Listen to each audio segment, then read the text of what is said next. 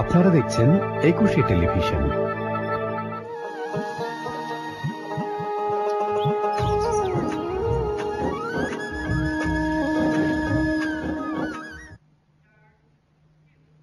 স্বাগত একুশের আলোকিত সন্ধ্যায়। যেসব গুণী মানুষেরা তাদের কর্ম দিয়ে আমাদের সমৃদ্ধ করেছেন এবং নিজেকে করেছেন আলোকিত, তাদেরকে নিয়েই আমাদের আয়োজন একুশের আলোকিত সন্ধ্যা। অতিথি হিসেবে আজ আমাদের সাথে উপস্থিত আছেন খুলনা সদরের সহকারী পুলিশ সুপার সোনালী সেন। দর্শক, অতিথির সাথে সরাসরি কথা বলতে ফোন করুন 818951 ও 818952 এই নম্বরে। আসুন কথা বলি আজকের অতিথির সাথে। সোনালী আপু, স্বাগত আমাদের একুশের আলোকিত সন্ধ্যায়। কেমন আছেন? খুব ভালো। তুমি কেমন আছো জুলিয়া? এই তো ভালো, অনেক ভালো লাগছে। আসলে হয় কি, আমাদের এই আলোকিত সন্ধ্যায় আমি বেশিরভাগ সময় আমাদের এখানে নারীর অনুপস্থিতি খুব উপলব্ধি করি। আমরা সবসময় পুরুষদেরকে দেখি আলোকিত মানুষ হিসেবে, সেই ক্ষেত্রে আপনাকে পেলাম আমরা, এবং একটা চ্যালেঞ্জিং পেশায় আপনি রয়েছেন।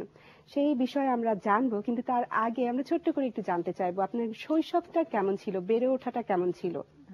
তার আগে আমি বলবো যে আমি আলোকিত মানুষ কিনা আদৌ আদৌ এতটা বিনয়ের কোনো দরকার ছিল না। আমি আসলে খুব কম দিনই শুরু করেছি পুলিশে, আমার কাজ শুরু করেছি খুবই অল্প দিন। খুব বেশি কিছু যে দেশের জন্য করতে পেরেছি এমনও না, তারপরও ইটিভি আমাকে এই সম্মান দিয়েছে, সত্যিই আমি গর্বিত। তো তুমি জুলিয়া আমার শৈশব সম্পর্কে শুনতে চেয়েছো। শৈশব তো যে কোনো মানুষের জীবনে ভিত্তি, শৈশবের উপর ভিত্তি করে কিন্তু পরবর্তী জীবনটা এগিয়ে চলে। অবশ্যই অবশ্যই। তো আমার শৈশবটা কেটেছে একটা খুব সাদাসিধে মধ্যবিত্ত পরিবারে, সবার যেরকম কাটে, এবং খুব মানে পড়াশোনার চাপ ছিল না। আমার মা বাবা দুইজনেই জব করতেন। মা ছিলেন বিটিসিএল এর একজন কর্মকর্তা, বাবা ছিলেন শিক্ষা অফিসার। সেই হিসাবে আমার অধিকাংশ সময় কেটেছে কলোনিতে, কোয়ার্টারে। তো আমি শৈশবটাকে এনজয় করেছি। শৈশবটাকে যত দূর সম্ভব একটা কালচারাল পরিবেশের মধ্যে আমার কেটেছে। জয়েন্ট ফ্যামিলিতে জ্যাঠামশাই ভালো গান করতেন, আমরা দুই ভাই বোন সবাই সবসময় গানের মধ্যেই থাকতাম। আমার বড় বোন ভালো সঙ্গীত শিল্পী। এভাবেই কেটেছে। বাহ, চমৎকার। তারপরে একটা সময় এসে আপনি বিসিএস দিলেন পড়ালেখা শেষ করে, এবং তারপরেই কিন্তু পুলিশে আপনি জয়েন করেছেন। একজন নারী পুলিশ অফিসার হিসেবে যখন কাজ করতে গিয়েছেন আপনি, আমাদের সমাজে কিন্তু পুরুষতান্ত্রিক সমাজ ব্যবস্থা, তো এই পুরুষতান্ত্রিক সমাজ ব্যবস্থায় নারী হিসেবে পুলিশে কাজ করা আসলে কতটুকু প্রতিবন্ধকতার শিকার হতে হয়েছিল, এবং আপনি সাথে সাথে একজন উচ্চ পদস্থ কর্মকর্তা, আপনার অভিজ্ঞতা যদি একটু জানাতেন। নারী হিসাবে তো আমি কাজ করছি না, আমি আসলে অফিসার হিসাবে কাজ করছি। আমি মনে করি যে আসলে নারী হিসাবে আমি নিজেকে মনে করি না কখনোই। তো প্রতিবন্ধকতা যেটা বলতে তুমি যেটা বুঝিয়েছো, আমার আগেও অলরেডি অনেক সহকারী পুলিশ সুপার পদে এসে গেছে। কারণ সর্বপ্রথম 1986 সাল থেকে বাংলাদেশ পুলিশে সহকারী পুলিশ সুপার পদে নিয়োগ শুরু হয়েছে, এবং একজন আমাদের এখনকার অতিরিক্ত আইজিপি জনাব ফাতেমা বেগম মহোদয়, উনি সর্বপ্রথম জয়েন করেন। তারপর 1988 সালে 4 জন সহকারী পুলিশ সুপার পদে যোগদান করেছেন। তো অদৃশ্য কোনো একটা কারণে 1989 থেকে পুরা 88 সাল পর্যন্ত বন্ধ ছিল। তারপর আবার 18তম বিসিএস পুনরায় আবার নারী নিয়োগ শুরু হয়েছে বিসিএস এর মাধ্যমে। তো সেই ক্ষেত্রে আমি বলবো যে আমার আগেই বরং আমরা এখন তো একটা প্ল্যাটফর্ম পেয়েছি, কারণ এর আগে আমাদের উত্তরসূরি যারা আছে তাদেরকে দেখে দেখে আমরা অনুপ্রাণিত হয়েছি। সেই তুলনায় বলবো যে আমরা একটা ভালো কাজের পরিবেশ পেয়েছি। আচ্ছা আচ্ছা, বাহ, চমৎকার।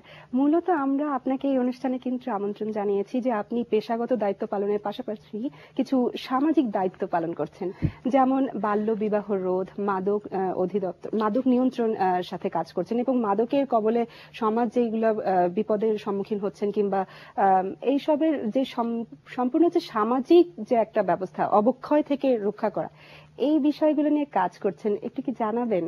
আসলে কাজ কতটুকু করতে পেরেছি জানি না, তবে আমার পুলিশে আসার আগে থেকেই আমার এই বিষয়টার প্রতি একটা আকর্ষণ ছিল। কারণ আমি এর আগেও বেশ কয়েকটি জব করেছি, শিক্ষকতা করেছি, শিক্ষা অফিসার হিসেবে ছিলাম। তো তখন আমার বিভিন্ন ধরনের বিভিন্ন শ্রেণীর লোকেদের সাথে ওঠা বসা করার আমার সুযোগ হয়েছে। তখন সমস্যাগুলো দেখতে পেরেছি। স্কুলগুলোতে যে দেখতাম যে ক্লাস 5 এর মেয়েদের বিয়ে হয়ে যাচ্ছে। তো এটা আসলে তখন থেকেই মনে একটা ক্ষোভের সৃষ্টি করেছে যে যদি কখনো আমার কোনো সুযোগ আসে আমি এটাকে বন্ধ করার চেষ্টা করব। তো সেভাবেই আসলে যখন পুলিশে আসলাম আমি চেষ্টা করি বিভিন্ন স্কুল কলেজে আমাদের কমিউনিটি পুলিশিং এর মাধ্যমে সভা করার মাধ্যমে মানে সাধারণ জনগণকে মোটিভেট করার চেষ্টা করি। আচ্ছা। আর আমি দেখেছি আমি ইনভেস্টিগেশনের কাজে যখন বিভিন্ন জায়গায় গেছি, বিভিন্ন গ্রামে গঞ্জে, তখন দেখতাম যে অনেক লোক জড়ো হতো আমাকে দেখার জন্য, আমার কথা শোনার জন্য। তো তখন মনে হয়েছে যে আমি তো এই স্ট্রেংথটাকে কাজে লাগাতে পারি, এটা তো আমার একটা শক্তি বলা যায়, আমি তো মোটিভেট করতে পারি তাদেরকে। তো এটা পজিটিভ ওয়েতে যদি আমি মোটিভেট করি। তো বাল্যবিবাহ একটা বড় সমস্যা। আমি যেখানে কাজ করি, আমি খুলনা জেলাতে আছি, তো ওখানে চুকনগর হিন্দু অধ্যুষিত কিছু গ্রাম আছে যেখানে এই সমস্যাটা খুব প্রকট।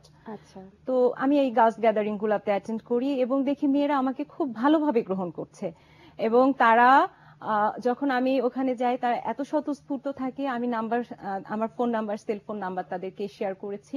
তারা বিভিন্ন সময়ে বাল্যবিবাহ সংক্রান্ত বিভিন্ন বিষয় নিয়ে আমার সাথে আলোচনা করেছে এবং ইভটিজিং তাদের যেগুলো সমস্যা, তারা আমাকে এত বেশি আপন করে নিয়েছে যে আমাকে কোনো কষ্টই করতে হয়নি। তারা আমার কাছে সাহায্য চেয়েছে, আমি শুধু তাদেরকে সাহায্য করেছি। আমার একটা ফোনে তাদের যে উপকার হয়েছে যদি হয়ে থাকে, তাহলে আমি মনে করব যে আমার পুলিশে আসাটা আমি সার্থক। এক্ষেত্রে বিভিন্ন রকমের তো অভিজ্ঞতাও আপনার অর্জন হয়েছে, সেই অভিজ্ঞতার ঝুলি থেকে দু একটা যদি আমাদেরকে শোনাতেন। আমি যখন চুকনগরে আমার কনফারেন্সটা করি, তার কিছুদিন পরে ওখান থেকে এরকম একটা ফোন আসে যে একটা মেয়ের বিয়ে হয়ে যাচ্ছে। তো বিয়েটা হচ্ছে তার মামা বাড়িতে থেকে, মানে ওই এলাকা থেকে মেয়েটা তখন ক্লাস 8-এ পড়ে শুধুমাত্র। তো তার ওইখান থেকে যেহেতু ওখানকার ইউনো ঝামেলা করেছে, এনিহাও চারপাশে জানাজানি হয়ে গেছে, ওকে পাঠানো হলো কেশবপুরে। তো গোপনেই আর কি, বিয়ের সমস্ত আয়োজন রেডি। তো আমাকে তখন ফোন করেছে। তো আমি আমার সরকারি নাম্বার থেকে আমার কেশবপুরে যে ওসি সাহেব আছে তাকে ফোন করলাম যে আপনি এখানে যান। সে তো জানতো না বিষয়টা, তাকে জানানো মাত্র সে খুব দ্রুত সাড়া দিয়েছে বিষয়টাতে। দেওয়ার ফলে হয়েছে যে সে এই বিয়েটা রোধ করা সম্ভব। পরবর্তীতে তার গার্জিয়ানের সাথে আমি কথা বলেছি, তারা বলেছে যে মেয়েটি স্কুলে যাওয়ার সময়, মেয়েটি খুব সুন্দরী এবং স্কুলে যাওয়ার পথে ইভটিজিং এর শিকার হতো, এই কারণেই হয়তো সিকিউরিটির অভাবে তাকে বিয়ে দেওয়া হচ্ছে। তো পরবর্তীতে আমি ওখানে আমাদের কমিউনিটি পুলিশিং এর যে ইউনিয়ন পর্যায়ের যে সভাপতি, তাকে আমি দায়িত্বটা দিলাম যে এই মেয়ের এবং সাথে সংশ্লিষ্ট থানাকেও অবশ্যই বলে এসেছি যে যাতে তাকে প্রপার সিকিউরিটি ইনশিওর করতে পারে। আচ্ছা, আমরা আরো কিন্তু জেনেছি যে খুলনার দুটি বেসরকারি বিশ্ববিদ্যালয়ের রাইট টু ইনফরমেশন অ্যাক্ট, আপনি এখানে অংশ নিয়েছেন একটি আলোচনায় যেখানে শিক্ষক শিক্ষার্থীরাও ছিলেন, সেই বিষয়ে আমরা শুনবো। কিন্তু তার আগে একটু মাদক নিয়ন্ত্রণ নিয়ে আপনার যে কার্যক্রমগুলো যদি একটু জানাতেন। মাদক নিয়ন্ত্রণ বলতে আমার বেসিক্যালি প্রত্যেকটা স্টুডেন্টদের সাথে কথা বলতে ভালো লাগে, কারণ আমি জানি যে একটা দেশের ভবিষ্যৎ কর্ণধারী তাদের ছাত্র সমাজ, তাই না?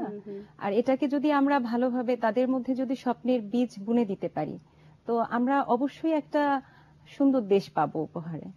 তো এই কারণে মনের তাগিদেই আমি বারবার বিভিন্ন স্কুল কলেজ গুলাতে যাই এবং তাদের কাছ থেকে সাড়া না পেলে নিশ্চয়ই আমি যেতাম না। তারা আমাকে খুব ভালোভাবেই অ্যাকসেপ্ট করে বলে, আন্তরিকতার সাথে গ্রহণ করে বিধায় আমি ওখানে যেতে পারি। তো যখন আমি ওদেরকে এই আমার কমিউনিটি, আমাদের মাননীয় আইজিপি মহোদয় কমিউনিটি পুলিশিং নিয়ে বিপ্লব ঘটিয়েছেন সারা দেশব্যাপী, আমাদের কমিউনিটি পুলিশিং এর জয় জয়কার। তো আমরা চাচ্ছি যে এটাকেই এই মাদকের বিরুদ্ধে কাজে লাগাতে, বাল্য বিবাহের বিরুদ্ধে কাজে লাগাতে, ইভটিজিং এর বিরুদ্ধে কাজে লাগাতে এই কমিউনিটি পুলিশিং এর মাধ্যমে এলাকা থেকে ছোট ছোট ইনফরমেশন আমাদের কাছে আসে। যেমন আমি যখন নাইট রাউন্ডে বের হই, আমার যেহেতু কমিউনিটি অ্যাকসেপ্টেন্স বেশি, আমার গ্রহণযোগ্যতা ওখানে বেশি, ওরা বিভিন্ন সময় ফোন করে যে এখানে কিন্তু এই সমস্যাটা হচ্ছে, এখানে কিন্তু এরকম একটা মাদকের আসর বসেছে, একটা জুয়ার আসর আছে, ছোট ছোট ইনফরমেশন দিয়ে তারা আমাকে হেল্প করছে। এটা আমি মনে করি যে একটা বড় পাওয়া। তো এই যে কমিউনিটি পুলিশিং এর মাধ্যমে আমরা এলাকাটাকে কন্ট্রোল করতে পারছি, তারপর বিভিন্ন স্কুল কলেজে যে এই মাদকের বিরুদ্ধে আমি ছাত্র সমাজকে সচেতন করতে চেয়েছি, হয়তো পেরেছি, কারণ এই ইনফরমেশন গুলা ছাত্র সমাজের কাছ থেকে আসা মানে হচ্ছে যে তারা আমাকে আমার ডাকে সাড়া দিয়েছে। বাহ, চমৎকার, অনেক ভালো লাগে আসলে। আমরাও অনুপ্রাণিত হই যখন দেখি যে কোনো নারী কর্মী তার সফলতার কথা আমাদেরকে শেয়ার করছেন। অনেক ভালো লাগছে। আমরা আরো এই বিষয়ে আড্ডা দেব, কিন্তু তার আগে ছোট্ট একটা বিরতিতে যেতে হচ্ছে। বিরতির পর আসছি। ধন্যবাদ। দর্শক, কথা হচ্ছিল আজকের অতিথি খুলনা সদরের সহকারী পুলিশ সুপার সোনালী সেনের সাথে। সময় হলো ছোট্ট একটি বিরতির, এক্ষুনি ফিরছি, 21-এর সাথেই থাকুন।